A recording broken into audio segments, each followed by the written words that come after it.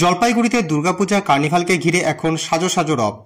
জেলা প্রশাসন সূত্রে জানা গিয়েছে, আগামীকাল শনিবার এই জমকালো কার্নিভালের আয়োজন করা হয়েছে এবং জলপাইগুড়ি শহরের মোট 18টি পুজো কমিটি এতে অংশগ্রহণ করবে। সুষ্ঠুভাবে কার্নিভাল সম্পন্ন করতে জেলা প্রশাসনের পাশাপাশি পুরসভা জোর প্রস্তুতি নিয়েছে।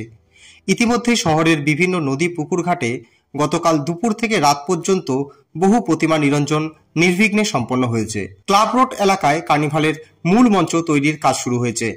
এই মঞ্চ থেকেই 18টি পুজো কমিটি তাদের শোভাযাত্রা প্রদর্শন করবে।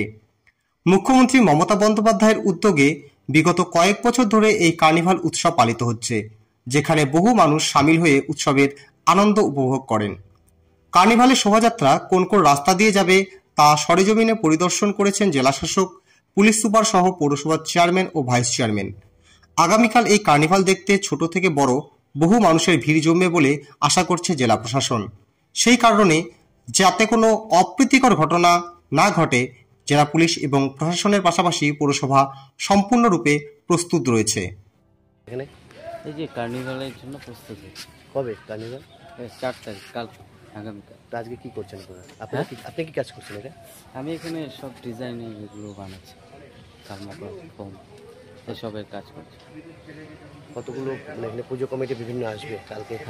বিসর্জন আছে কার্নিভালে। আপনার নাম? আমার নাম কৌশিক সেন।